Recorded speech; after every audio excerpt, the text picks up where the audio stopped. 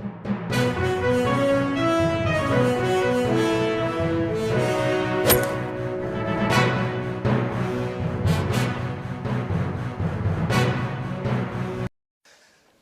haven't been honest with ourselves in the last 73 years, and we are not being honest now. Pakistan is in a state of confusion because it was born in a state of confusion.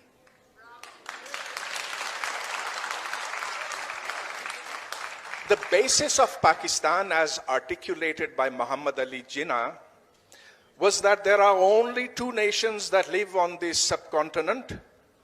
They are mutually hostile. They cannot ever live in peace. That was part one. Part two was that Muslims form a nation.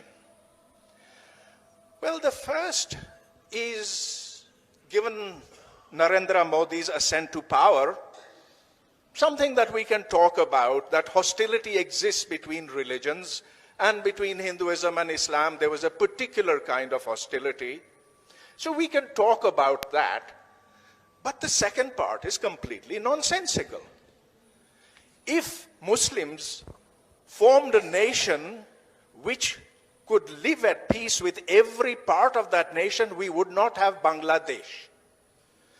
So Najmuddin Sheikh Sahab, you said you didn't want to address Bangladesh. I want to address it because that is not allowed in our official narrative. All we hear is that it was conspiracies, and there couldn't be a bigger nonsense than that. We mistreated the Bengalis. We thought of them as lesser people.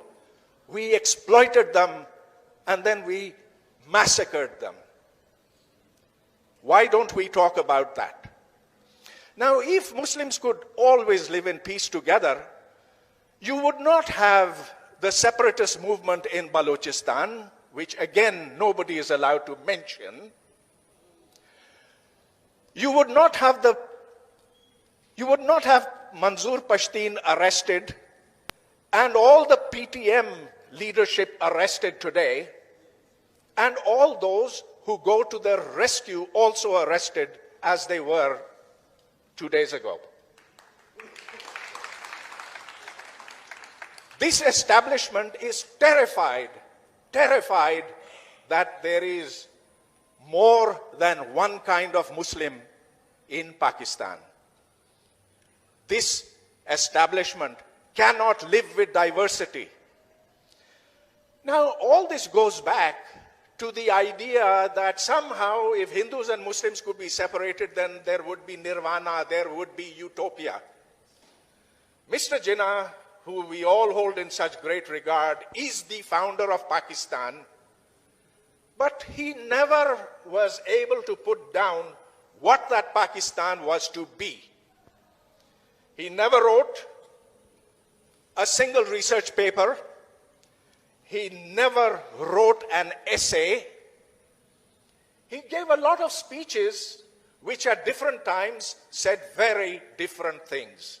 And so yes, the audience here will applaud what he said on the 11th of August 1947, but do they want to hear what he said in the frontier, where he said, "You are Muslims first and Indians second"? And this was before Pakistan was formed.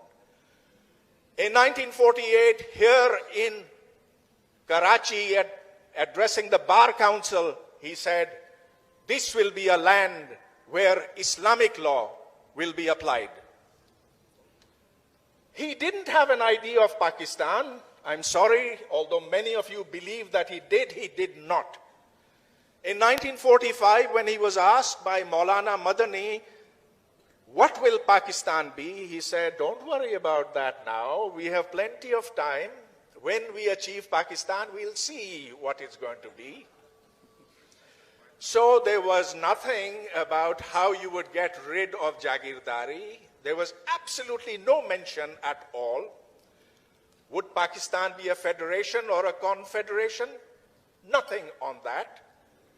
How would Pakistan survive in a world where science and technology is what makes countries strong. He had no plans for that. And so Pakistan was born in a state of confusion. And that confusion should have ended in 1971 when the two-nation theory went into the Bay of Bengal. We should have gotten rid of the two-nation theory then. It makes absolutely no sense today. It is nonsense today. So I can be arrested for that? Yes? So those in the...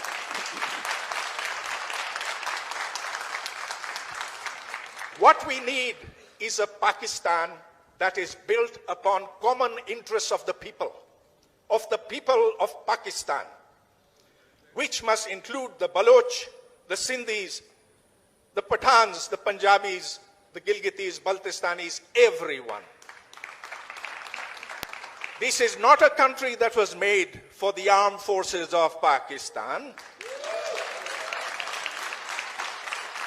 This is a country that was made for its people. Unless we get around to that basic truth, all this is neither here or there. Today, we do not need an ideology for Pakistan. Countries survive without ideologies. Holland has no ideology, nor does Japan. And look at Bangladesh, who were our poor cousins. They're doing so much better than we are. Their foreign exchange reserves are 4 times ours. Their quality of life index is so much better. Why? Because they don't have an ideology, and we do. However, thank you for that wonderful documentary you made. It showed, it's a potpourri. It shows all the confusions, all the issues that confront us today, and we must find our way out of that morass, and the way out is by becoming a normal country. You see, normal countries don't have ideologies. Normal countries simply work for the benefit of their citizens. And those countries not just survive, they thrive. We should thrive. Thank you. Wow.